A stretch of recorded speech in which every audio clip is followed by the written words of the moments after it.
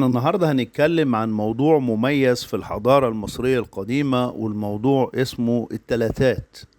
علشان نفهم التلاتات هنبدأ من عند إخناتون. وكما نعرف كان الملك إخناتون يعبد إلها مختلفا تماما عن إله شعبه في وقته، وهو آتون. وكان بحاجة إلى بناء معابد كبرى لآتون كي تساعده في إظهار قوته لشعبه.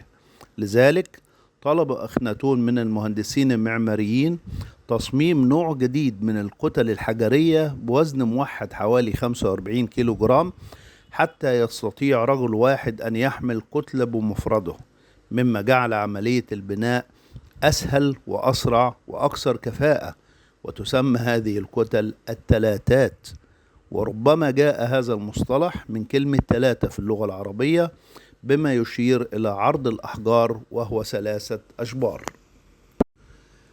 الكتل الحجرية اللي اشتهرت باسم التلاتات اقتصر استخدامها خلال عصر الملك إخناتون، وكانت تستخدم في إنشاء معابد وقصور آتون بالكرنك والعمرنة.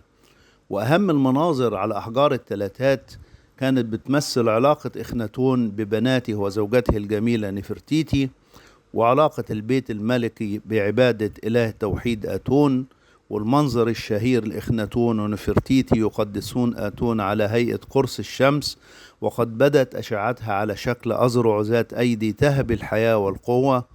وكمان مناظر طقوس التطهير وتقديم القرابين المتعددة، إلى جانب مناظر الحياة اليومية للمصري القديم من زراعة وري ورعي للحيوانات المختلفة. وبعد موت إخناتون لم تعش ديانة آتون ولا عاصمته الجديدة طويلا، فسرعان ما فككت معابده واستخدمت كتلها بأعداد هائلة في بناء منشآت أخرى.